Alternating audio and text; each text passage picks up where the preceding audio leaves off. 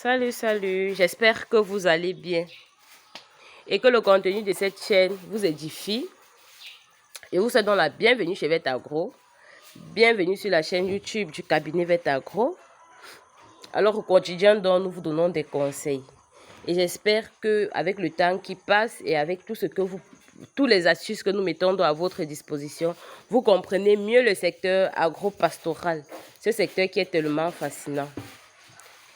Aujourd'hui, donc, je viens vous parler de comment entretenir un bâtiment d'élevage vide à l'attente d'une prochaine bande ou de nouveaux sujets. Alors, j'ai donc la chance d'être dans un bâtiment d'élevage. Je ne sais pas si c'est la chance ou la malchance, mal entretenu ou pas du tout entretenu à l'attente de nouveaux sujets. Même si vous allez abandonner l'élevage, votre bâtiment d'élevage, c'est un investissement. Donc, vous pouvez le récupérer. Vous pouvez récupérer une partie de votre investissement en le mettant en location, en le vendant ou en le convertissant en autre chose. Vous pouvez faire autre chose à l'intérieur. Donc, il n'est donc pas question que lorsque vous n'avez pas une bande en cours, quelle que soit la raison, ça peut être dû à la rareté des poussins, pour ceux qui font dans l'élevage des poulets de chair ou des pondeuses. Ça peut être dû aux problèmes que rencontre le promoteur, peut-être des problèmes personnels, je n'en sais rien. Ou encore au manque de la main-d'œuvre qualifiée ou de confiance. Parce que vous savez qu'en agro-pastoral, vraiment avoir une main-d'œuvre de confiance, c'est vraiment un défi à relever. Alors, comment est-ce que vous devez donc entretenir votre bâtiment d'élevage lorsqu'il est vide et vous êtes en attente des prochains sujets? Déjà, tous les équipements qui ont été utilisés pour l'ancienne bande doivent donc être mis hors du bâtiment d'élevage. Ici, nous constatons que nous avons encore des mangeoires qui sont encore là. Les pondoirs, eux, ils sont fixés, donc ils ne peuvent pas sortir. Nous avons encore des mangeoires qui sont dans le bâtiment, qui n'ont pas été nettoyés. Je ne sais pas depuis combien de temps, mais à vue d'œil, ça a mis long. Parce qu'en fait, la matière organique a déjà bien séché, que ce soit sur le sol ou sur ces équipements. Même les supports de vos abreuvoirs sont des équipements que vous avez utilisés, donc ils doivent être mis dehors. Le bâtiment doit être vierge, nu.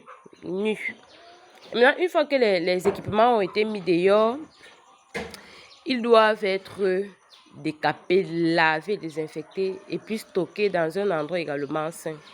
Maintenant, comment est-ce que vous allez donc tenir votre bâtiment d'élevage? La question même de notre vidéo de ce jour. Vous devez le maintenir propre. Vous devez le décaper. Je crois que nous pouvons apprécier le décapage et le vide de nos loges là. Vous devez le décaper à l'aide d'une pelle. Il faut constater là. À l'aide d'une pelle comme ça, vous pouvez donc décaper votre bâtiment à l'aide d'un balai.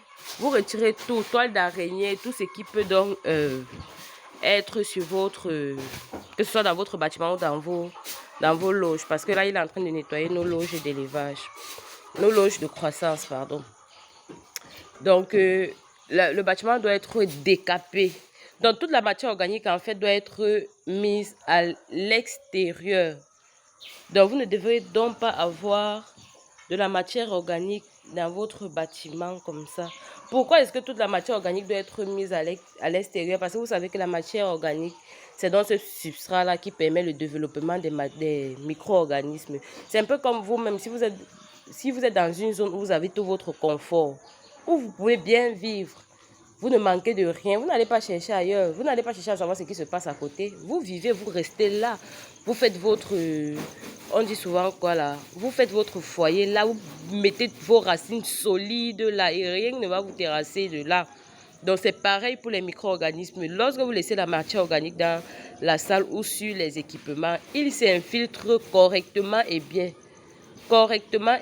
Et puis votre désinfection doit être très corsée pour les mettre out lorsque vous auriez donc de nouveaux sujets. Donc votre bâtiment d'élevage doit être décapé, lavé, propre en attente des prochaines bandes. Et maintenant, une règle d'or, il doit être fermé. Parce que je crois que tout à l'heure, là, au début de la vidéo, vous avez vu une poule qui se baladait. Votre bâtiment doit être fermé. Sinon, votre travail est vain. Parce que si vous finissez de nettoyer tout et qu'il faille qu'une poule ou une chèvre ou je ne sais quoi entre pour vous souiller encore l'environnement, ça ne vaut pas la peine. Pourquoi est-ce que vous avez donc nettoyé? Donc, en fait, le principe, c'est que votre bâtiment soit propre, soit dans votre bâtiment, qu'il y ait l'absence totale de toute matière organique, de toute chose qui puisse donc permettre le développement des micro-organismes dans votre bâtiment. Pourquoi, en fait, c'est une parenthèse, pourquoi est-ce que vous ne devez pas donc laisser la matière organique dans votre bâtiment? Nous l'avons dit tout à l'heure parce que c'est le substrat pour le développement des micro-organismes. Et maintenant, plus il s'infiltre là, votre désinfection devient plus difficile. Ce qui fait qu'une fois que, si vous ne désinfectez pas jusqu'à vous les éradiquer totalement, lorsque vous allez venir avec de nouveaux sujets, je prends l'exemple de ceux qui font dans l'élevage des poulets de chair ou des pondeuses qui vont venir avec les sujets d'un jour et qui sont si fragiles.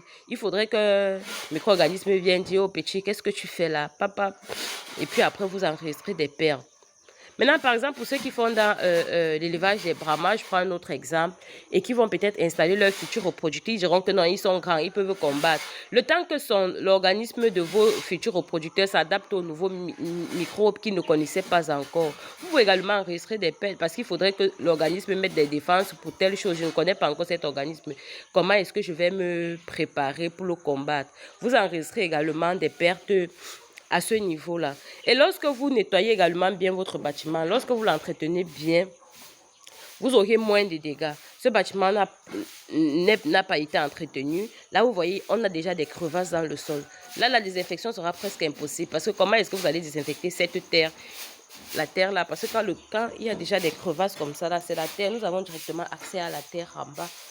Vous avez ça un peu de partout. Donc, ce qui fait que votre désinfection sera, pour être gentil, presque nulle. Pour ne pas dire presque nulle. Donc, vous perdez d'abord vous allez augmenter votre coût de la désinfection parce qu'il faudra utiliser plus de désinfectants. Il faudra même utiliser plus d'eau pour laver et plus de temps. Donc, vos employés vont prendre plus de temps encore pour décaper la salle parce que la fiente a tellement collé sur le sol. Donc, voilà un peu comment est-ce que vous devez tenir un bâtiment d'élevage pour éviter des pathologies sur votre nouvelle bande et pour limiter également votre coût de production. J'espère que vous avez appris quelque chose pendant cette vidéo et qu'ensemble, nous allons donc construire l'Afrique avec l'agro-pastoral. Et je tiens également à vous rappeler qu'en description de cette vidéo, nous laissons donc nos liens d'enregistrement pour ceux-là qui font dans l'élevage des poulets de chair, pour que vous laissiez dans votre commande en poussant d'un jour, que vous soyez dans la région du littoral ou dans la région du centre. Vetagro est là pour répondre à vos demandes. Nous mettons également à votre disposition des consultations pour ceux qui veulent mieux élucider leurs idées, pour avoir des idées un peu plus claires sur leurs différents projets. Nous avons également des formations pour ceux qui veulent mieux comprendre ce dans quoi ils veulent investir, ce dans quoi ils veulent se lancer. Nous avons des formations en ligne, donc même si vous n'êtes pas là, pour mieux comprendre les rapports qu'on vous envoie, vous pouvez également vous faire former votre personnel.